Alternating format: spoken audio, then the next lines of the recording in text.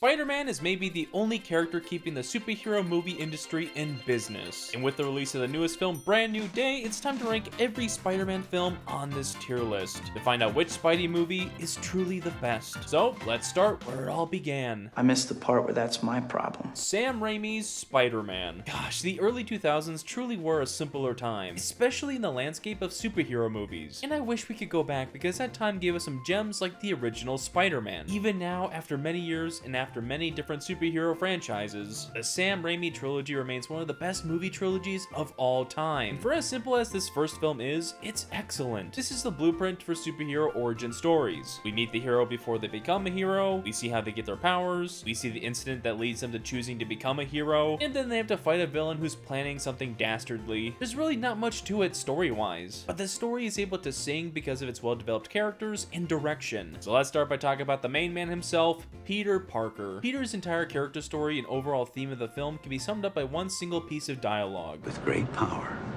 comes great responsibility. To become the man that his Uncle Ben wanted him to be. And we see that story blossom with a defining moment of his origin, when Peter lets that robber go and he eventually shoots and kills Uncle Ben. It's Peter's inaction when he could have done something that causes harm to other people. And it's this responsibility that Peter places on his shoulders that stops him from doing what he wants, like chasing money or fame or even dating the girl he's in love with. Peter is a well-defined hero in this first film, and Tobey Maguire is Spider-Man. He has this earnest dorkiness to him that is perfect for the character. You believe him as this poor kid who gets bullied all the time, but you also believe him as a stoic hero who can stand up to villains. One of the greatest superhero castings in all of cinema. And the supporting cast is also fantastic. MJ, played by Kirsten Dunst, is still the best version of this character, at least in live action. She has this character story becoming independent, and not wearing this facade of being the girl who her dad wants her to be, or who Flash Thompson wants her to be, or who Harry wants her to be. And the beginning of her romance with Peter is also well developed. I mean, the upside down kiss is iconic at this point. It even won an MTV Movie Award for Best Kiss. Truly the highest of accolades. Harry Osborn starts his turn to evil in this movie, and he's pretty well characterized as someone who's always trying to please his father,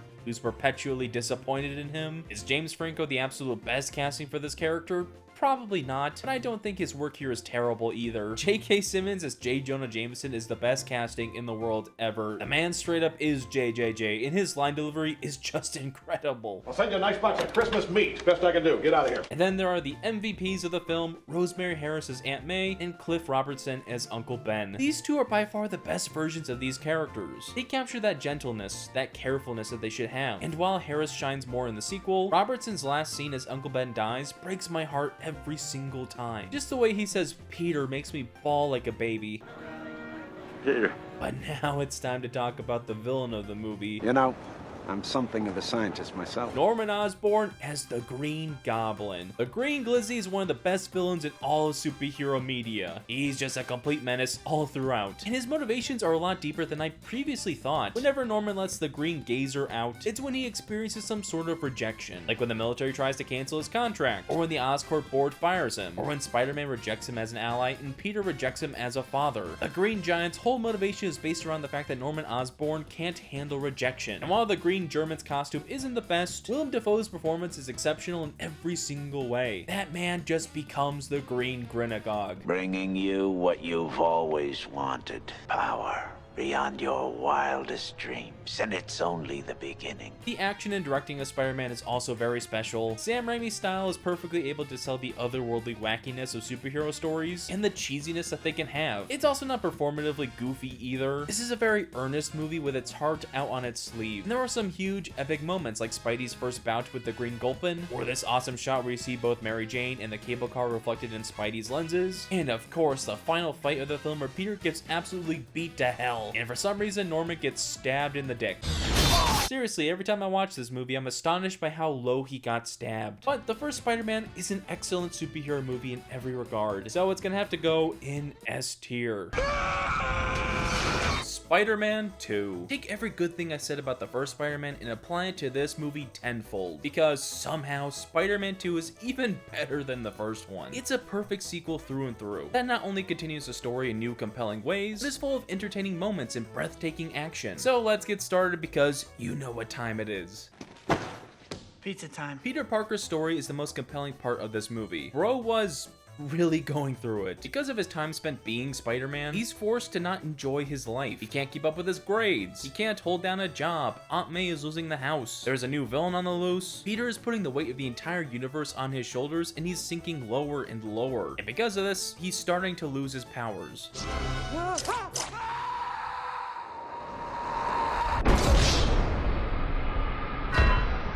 Peter is pushed to the breaking point and even quits being Spider-Man, and stops fulfilling the promise he made to his Uncle Ben. But even though he's attending class again and he's able to show up to MJ's plays, he's still not happy, because he knows what he's doing is wrong and that the city still needs Spider-Man. And what follows is the single best scene of the movie, where Aunt May gives the famous "There's a hero in all of us" speech. This speech is not only something that Peter needs to hear in this moment, but it's also a reminder of who Spider-Man as a character is. He's the everyman, the average Joe who simply chooses to do good, and every single person also has that capacity to do good. Spider-Man 2 does an excellent job at showing a hero struggling with the fact that he has to be a hero. And this movie is essentially Peter seeing that even though he wants to have a normal life, that normal life isn't anywhere near as important as being Spider-Man. He has a responsibility to use his powers for the greater good, and that single theme permeates this entire movie, including the film's main villain, Otto Octavius, Dr. Octopus, Doc Cock. Hey, Doc Cock, it's me, Joey Diaz. Go f your mother. While I love Willem Dafoe's Green Gremlin, I think Doc Ock, played by Alfred Molina, is still the reigning king of Spider-Man villains. He has a strong central motivation, he ties into the themes of the movie, he's threatening, and he also has infinite aura.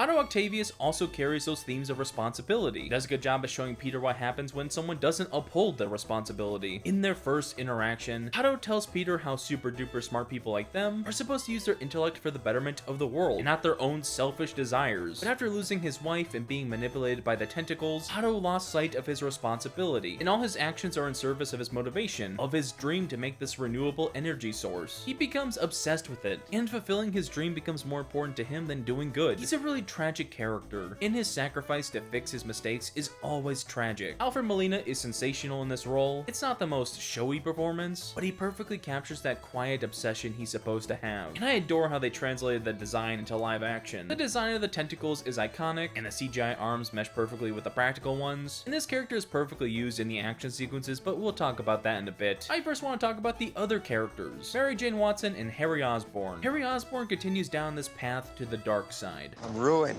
I have nothing left except Spider-Man. He still blames his father's death on Spider-Man and finds out that it's his best friend Peter. So that's exciting to see in the next movie. Now, Mary Jane's story in Spider-Man 2 is probably the weakest aspect of the movie. Her whole thing is just realizing how she does love Peter and comes to understand why he's been so unreliable because she learns that he's Spider-Man. It's honestly not the best, and I wish she had more development outside of her romantic relationships. But the action of the movie is absolutely friggin' stellar. Sam Raimi and everyone else involved crafted some of the greatest sequences in the history of cinema. The bank fight does a great job of showcasing the powers of these two characters. The surgery scene is intense and frightening, a great reference to Raimi's previous work in the horror genre. But the best sequence of the movie is of course the train fight. It's amazing, spectacular, get out of your seat and cheer fun. It's full of fantastic direction, gorgeous shots, and one of the most heroic moments in all of superhero media.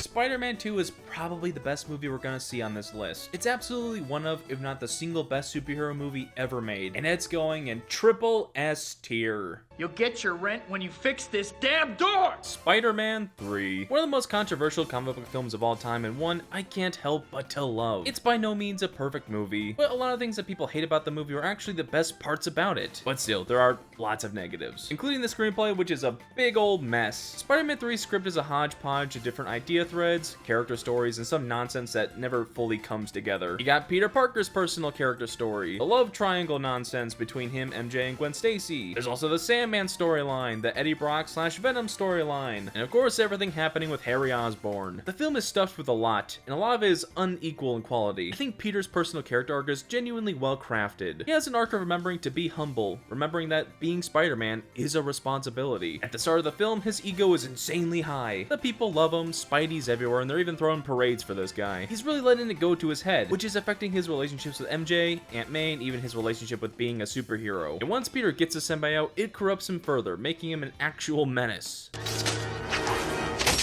See you, chump. But after seeing how much his actions hurt those close to him, he realizes how terrible he's been, and so he tears off the symbiote and dons the red and blue once more. It's not the best storyline of the trilogy, but it does a good job at reinforcing those trilogy-wide ideas of responsibility. A love triangle, though, is just hot garbage. Giving Peter and MJ some relationship issues because Peter's acting like a tool is completely fine, but introducing Gwen Stacy feels like an incredibly artificial way to inject some romantic tension. This movie really just didn't need this. Harry Osborn finally transforms into the new Goblin, and his 3-movie arc of turning against Peter is finally complete. Well, kinda.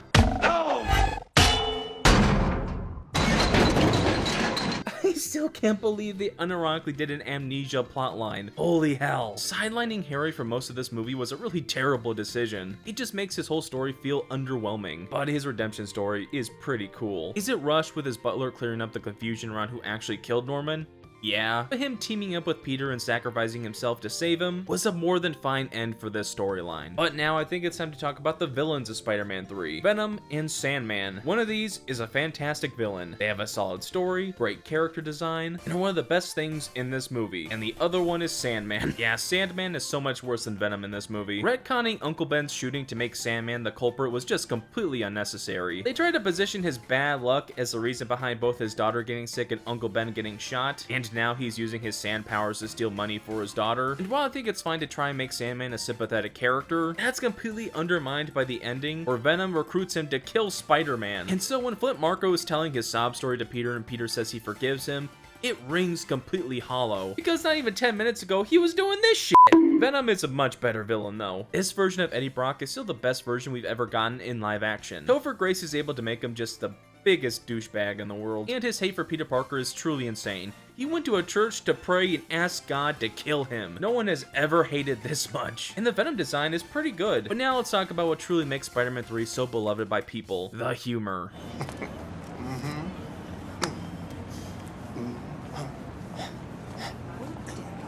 Spider-Man 3 is maybe the funniest movie I've ever seen in my whole life, and there are so many great lines and funny scenes that forever become burned in pop culture, but these are by far the best ones. I'm gonna put some dirt in your eye. Look at little Goblin Jr. Gonna cry? Now dig on this. Spider-Man 3 is a flawed but awesome movie. It's going in B tier.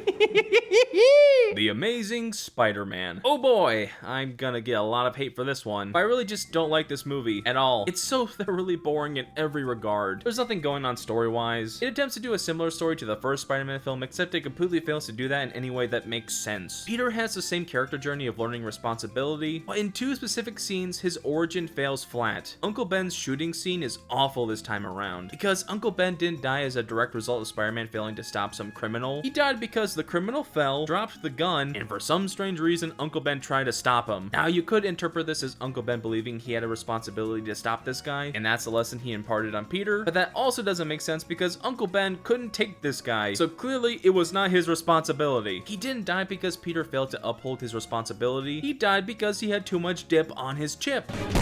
And then at the end of the movie, after Captain Stacy dies, he tells Peter to leave Gwen alone. You would think this was a continuation of his arc about learning responsibility, and he learns in this instance that his responsibility as Spider-Man would get people close to him hurt, and that he shouldn't continue to date Gwen. But then, of course... Don't make promises you can't keep, Mr. Parker. Yeah, but those are the best kind.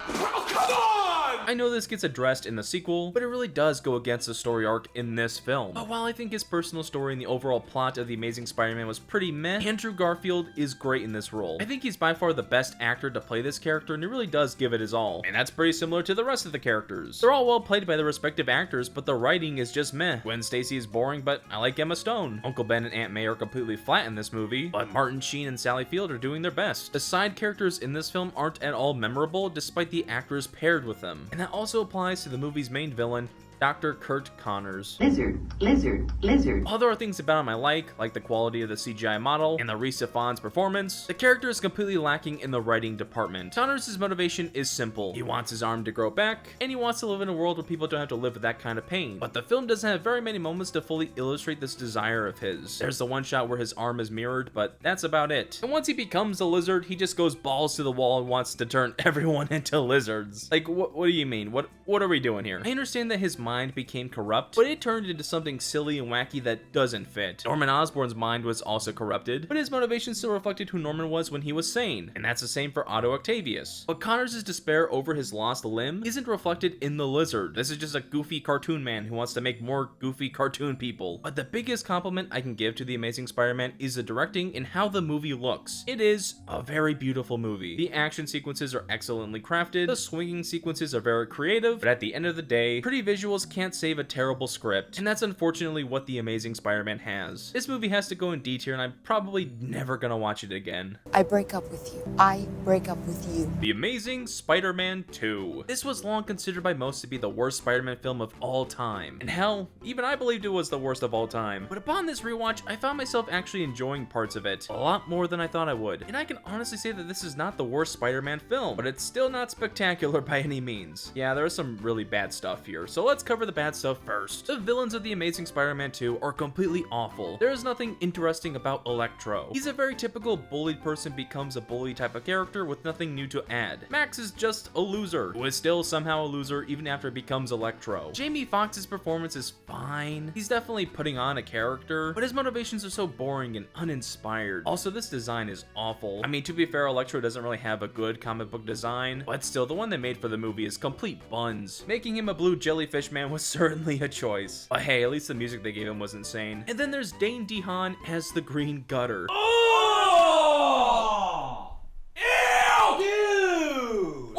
I bet his character is just embarrassing for everyone involved. Harry Osborn's motivations are simple enough that I think they would work fine for this story. He's dying and thinks Spider-Man's blood can save him, but the character lacks any real presence. And his overall story feels incredibly rushed, and his design is awful. Making him diseased was certainly a choice. I mean, goodness, he looks like he has hepatitis A through Z. And the design for the body armor and the glider are really uninspired. But you gotta hand it to him, he actually managed to do something, which not many comic book movie villains can say. The script is also full of Easter eggs and setups for stuff that will never have a resolution, like the mysterious man in the hat, or all the Spidey villain gear, or all the stuff with Peter Parker's parents. Yeah, I didn't talk about that during The Amazing Spider-Man, but exploring Peter Parker's parents was a mistake. I don't think anyone has ever cared about who his parents were, because again, there's no resolution to the story. It makes the scenes that focus on them feel incredibly pointless. Not to mention, Richard Parker's underground subway laboratory is maybe the single dumbest thing in this movie. A secret underground subway laboratory that works via Chuck E. Cheese tokens. But where I think The Amazing Spider-Man 2 shines is the interpersonal connections. This superhero movie is best when it's not a superhero movie. Whenever we see Peter and Gwen on screen dealing with a romance problem, or when Peter confronts Aunt May about his parents, we get really powerful, profound moments. These relationships feel real and carry a lot of emotional weight. And Peter has this arc of learning how to do his responsibility even through failure. He's in turmoil throughout most of this movie. He loves Gwen, but he's worried that his life is gonna get her hurt. And then Peter learns a hard lesson that even though when terrible things happen, like when Captain Stacy dies, or Gwen dies, he can't shake his responsibility. Being Spider-Man means he can't always get what he wants, and he had to learn that the hard way. Gwen Stacy's death is maybe the most well-directed scene of the whole movie. I mean, the visual of the web becoming a hand is god-tier directing, and really the whole movie is filled with gorgeous visuals. These action sequences are astounding whenever, you know, Spider-Man isn't just letting innocent people die.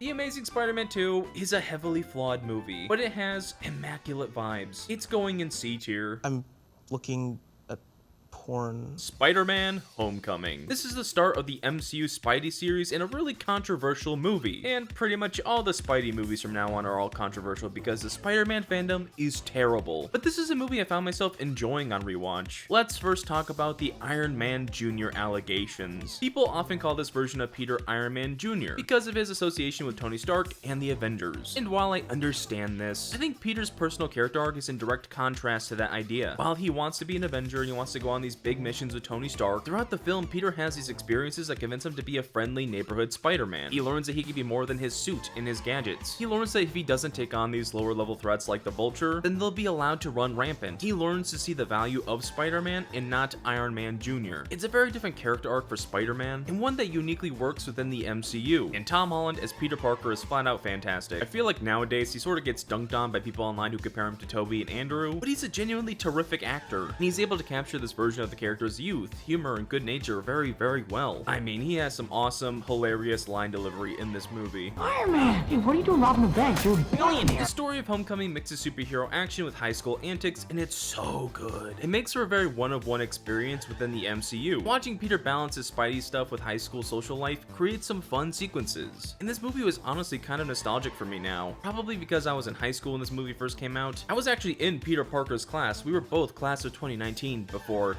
you know. Oh, no.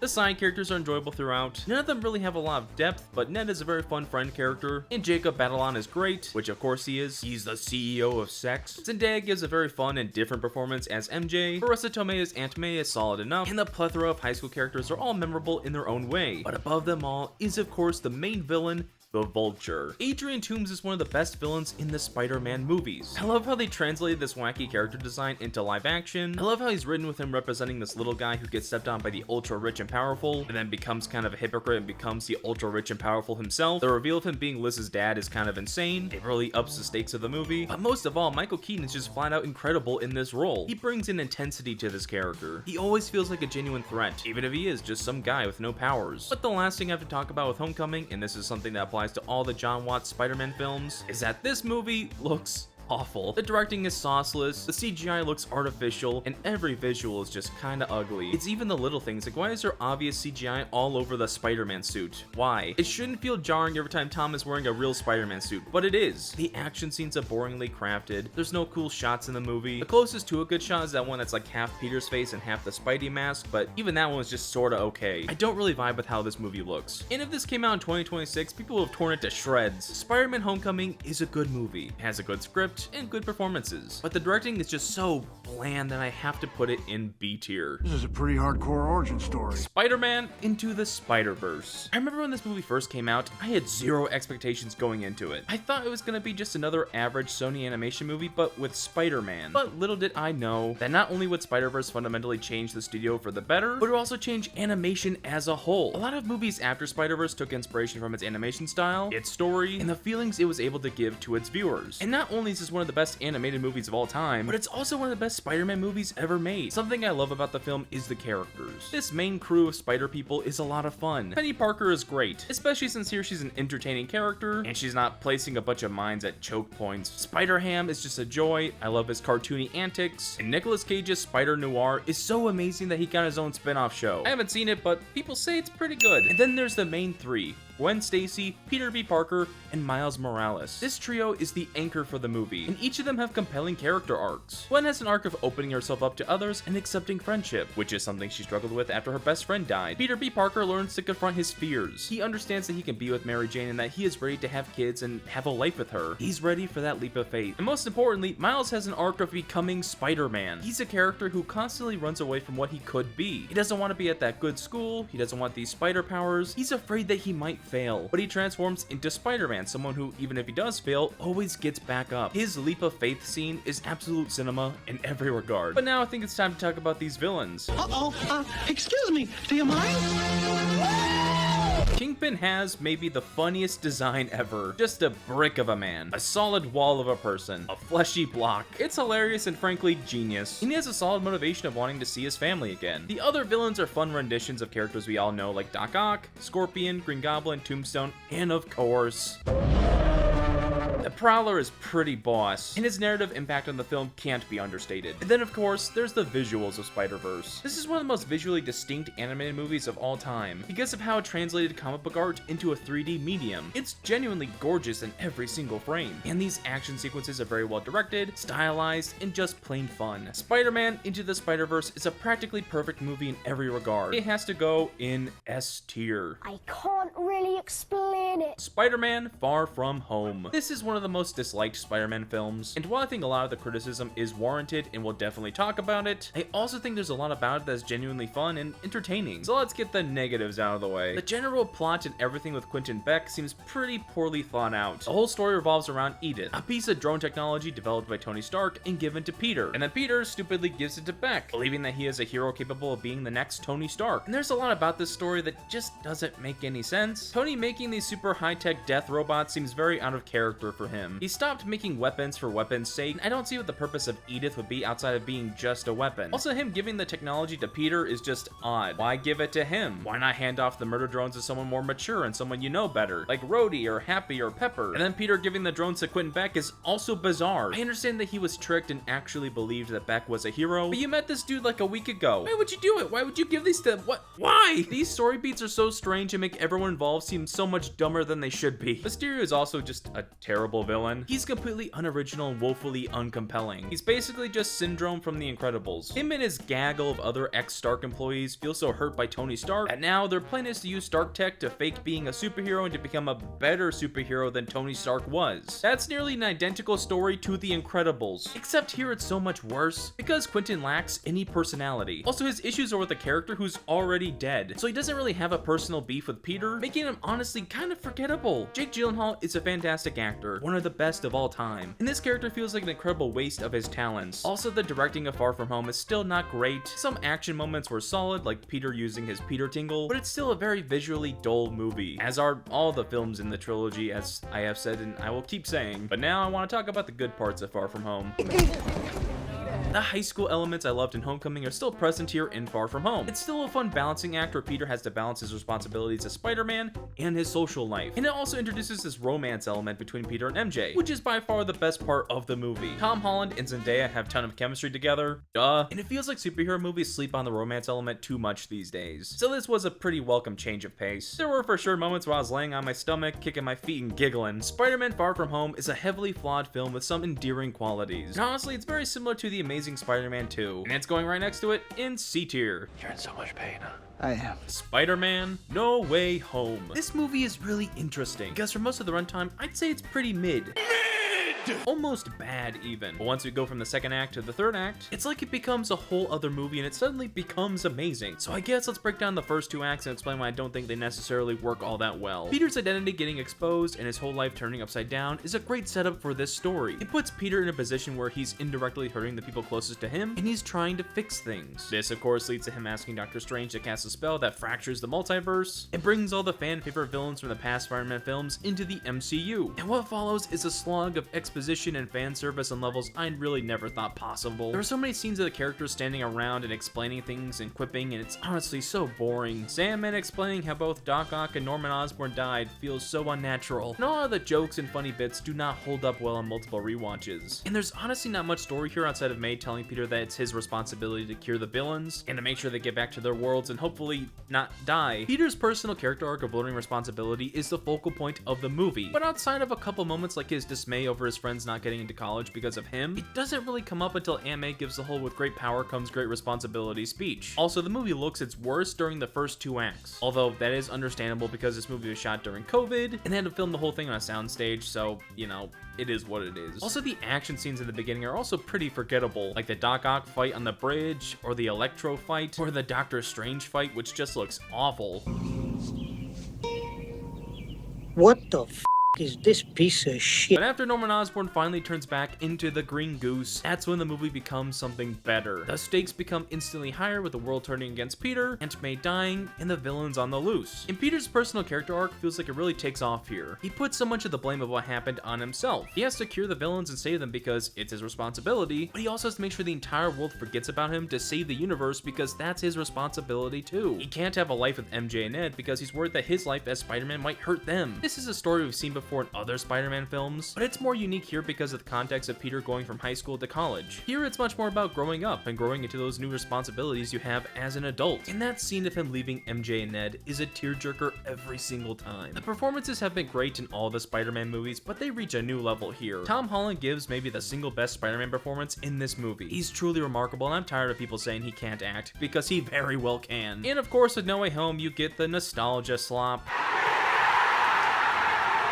Toby and Andrew coming back is kind of a dangling key, but they actually do have story relevance as they help the main Peter through this hard time. And also, come on, it's really fun for them to come back, and they're both still really great in these roles. And seeing the three Spider-Man swing together is a special sight. And really, the whole final battle sequence is entertaining and full of great moments. I will say though, Norman Osborn is kind of a weak villain this time around. He's a menace, don't get me wrong, but narratively he doesn't really add much. He's just crazy and terrorizes Peter for the hell of it. There's not much reason behind his actions like there were in his first appearance. So all in all, Spider-Man No Way Home is a messy, mixed movie in every aspect. So it's going in B tier.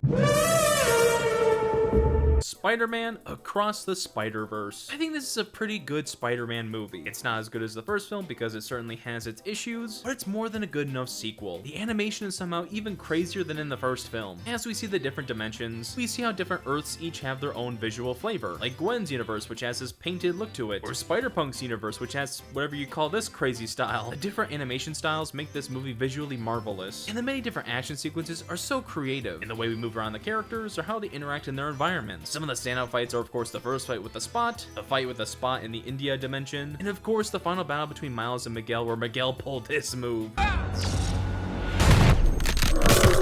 Now, the story of Across the Spider-Verse is very iffy in some instances. This is a part 1 of a 2-part story, and because of this, some storylines are incomplete, and there's a big cliffhanger at the end. But my issue with the story isn't that it's a 2-parter, my issue is that some of the elements of the setup for this 2-parter are pretty underwhelming, namely the Spot. For a character who's supposed to be this huge multiversal threat, the Spot seems very underdeveloped. He wants to become stronger to fight Miles because Miles underestimated him, and that's his whole motivation. That's the reason he's doing all the damage to the multiverse. He feels like a really weak motivation, and the Spot is an incredibly flat villain despite how important he is to this 2-movie saga. But while the Spot kinda sucks, the story that comes from his actions is solid. Miles is thrown into this adventure where all the Spider people are trying to hold the multiverse together. We learn about canon events and timeline displacements and stuff like that. And we learn that Miles isn't even supposed to be Spider-Man. The spider that bit him is from a different universe. And so his character arc in this movie is one of learning to be on his own, to not be so focused on the friends he made in the past, to be a Spider-Man who stands up for what is right, even if everyone else stands against him. It's a solid little character arc for this first film, and while I like how it develops and how it actually concludes in this film, it's not the strongest story here, because Gwen Stacy's story is so much better. I really enjoyed how they made Gwen the audience character this time around. This movie is essentially hers, and she has a really powerful arc that's an extension of her story in the first film. Now she's not just open to making new friends, she's fixing broken bonds with her dad, beginning to fix the broken bond with Miles. We can visually see her character growth. Gwen is easily the best character of this movie, or at least she was.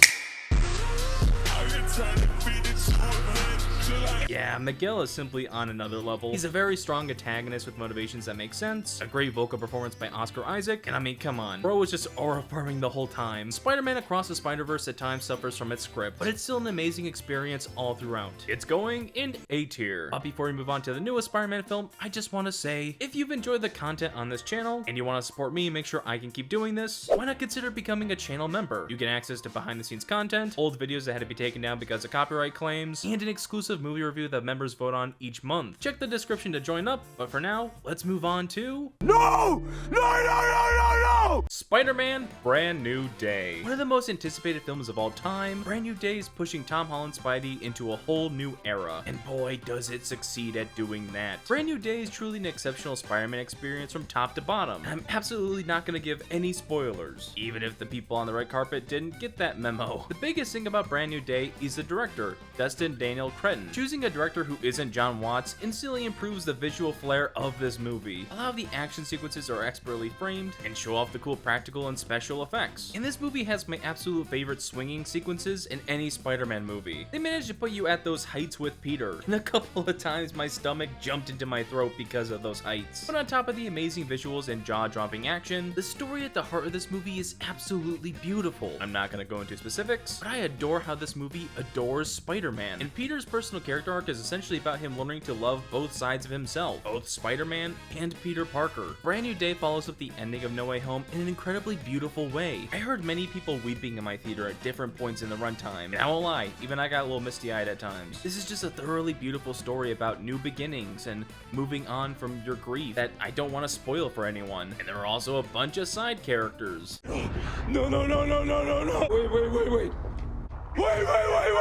Punisher was a great inclusion in this movie. I really like how he challenges Peter and how Peter challenges him. And of course, John Bernthal is phenomenal. Also, this may be a spoiler, but not really. They caught the Punisher napping. I don't take naps, man. I don't take naps. That's for the birds, man. I just ain't doing that. I'm not taking a nap. I really like the Hulk's part of this movie. The fight between Spidey and Hulk was phenomenal, and with the Hulk finally returning, this hopefully sets up a new story for Banner going forward. Also, I'm not gonna say who Sadie Sink plays in this movie, but she's really a big part of the story, and gave maybe my favorite performance of the film. Just an absolutely phenomenal actress. And the performances of the main trio were also great this time around. Many of the best scenes are between Peter and MJ. Tom Holland and Zendaya are simply at the top of their games, and I love how this movie is essentially a love story, but a very different type of love story, and I can't say it enough. But whenever these two share the screen, sparks just fly. It's absolute cinema. Spider-Man Brand New Day is a truly excellent Spider-Man experience, and frankly, it's what we should have gotten from the start. It's truly amazing. It's going in S tier, and that's my ranking for every single Spider-Man movie. Make sure to leave your ranking down in the comments, and check out this video here.